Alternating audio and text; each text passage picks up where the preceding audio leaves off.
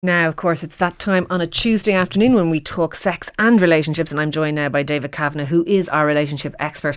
And David, this week I'm going to read you an email that we got in from one of our listeners and ask you what you think about this. It says, "Hi Ciara, I was wondering if you and your relationship expert would help.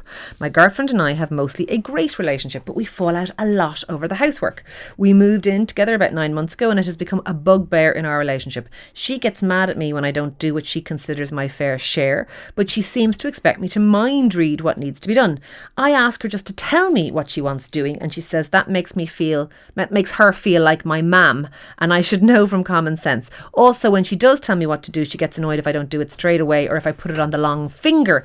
But if it doesn't bother me to wait until the weekend and it's my set of chores, what's the issue? This often escalates into a row, and over time is probably impacting on our sex life now, as if we have an argument, it's hard to move on from that. And then says in brackets, for her. In every other way, we are happy and in love, and I really don't mind sharing the work, and I want to stop the arguments. Thank you." And that's from a listener. Is this a common problem? Because when we were discussing this in the office this morning, Yes. a load of people seem to have things that mirrored this in their relationships. So this is a common thing. It's a common thing. And what I'm noticing is that it's not the fact that men aren't doing their fair share of the housework, which in some cases they are. And again, I'm not going to be stereotypical and gender specific here, but sometimes women feel that they are, they are actually managing the household. So if a woman is working full time and she comes in from work, she will now start to think of what needs to be done. So the kids' lunches for tomorrow, the uniforms ready, what's for dinner, the bills have to be paid. The laundry, the beds, dishwasher, everything. And men wonder why they're not having more sex in relationships. And the main reason is because women's brains are turned on to housework and not turned on to them. So what I'm now giving couples that come to me as an assignment is not just that the guy does his fair share, but the guy takes on the household management. So he comes in from work, she turns off her brain completely, and he has to now think about what needs to be done. So if there's baby's bottles to be changed, if there's nappies to be bought, if there's bread to be bought, whatever it is, that the guy has to do all of these things. And then at the end of it, at 9 o'clock at night, just to assess, now, how ready for sex are you at this point? And you'll probably find that men aren't all that ready for sex at that point if they're that exhausted, because they've had to think so much. And it seems to be a common complaint that women have had to take on this management role within the household. And so it's not just the doing, it's the planning, and the organising and the delegating and all that. And the being responsible for. That's the piece. So if she's responsible for everything, and if he's like in this listener's case, being told what to do, what woman likes, well, maybe some do, but most women tend not to like having to tell a man what to do. We are supposed to know what to do ourselves. So if men turn off their brains, then it leads to resentment and disharmony and confusion and all sorts of difficulties in relationships. Okay, how about this then? I hear what you're saying, and it sounds quite reasonable, and I think that it probably is the truth, that it's you can't generalise that every couple works off these, but that in lots of cases, sure, that the woman is kind of, never mind doing the chores, is managing the delegation of the chores or what needs to be done.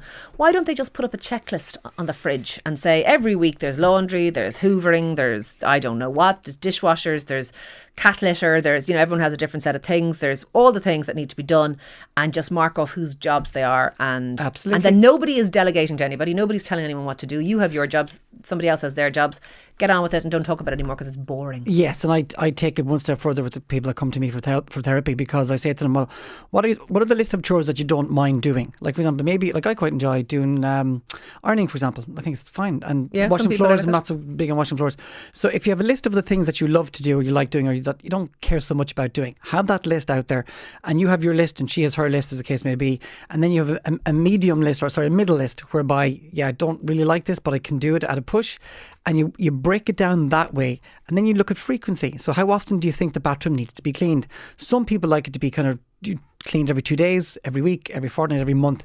Everyone's different in that regard. So it's kind of down to the two of you to decide, well, maybe every week is a good compromise as opposed to once a month and once every 2 weeks, as the case may be. So that's really important, to just talk about frequency, but the other thing, you know what people get into trouble with as well? Standards. So men often complain, I cleaned the floors, I washed the dishes, I did everything, but she still says it wasn't the way she wanted it. And at that point, I think there needs to be a little bit of give and take here. Well, I was going to say, because there's one thing about people cleaning but like there are people who are control freaks, and you could, Correct. and they are both men and women, but Yes. you could be in a relationship with somebody that they have OCD or germ phobic or something, Yes. and you've given everything a good wipe down, and the next thing they're not happy because it hasn't had Dettol or something scalded in it. Yes. Does this impact significantly on the romance of a relationship and also on the sex life though? Because I mean, it seems to be kind of managed. It seems to me to be sort of a basic thing. Like, is it impacting on lots of people's relationships? It does, and more than men realise. So men are complaining in therapy, I suppose, circles that women aren't being as affectionate as they'd like them to be. There isn't enough intimacy as often as they'd like it to be. But then when you break it down, what's the woman thinking about? She's not thinking about sex. She's thinking about who's looking after the kids when they come home from school, etc., etc., etc. So all those kind of things take up her mind space.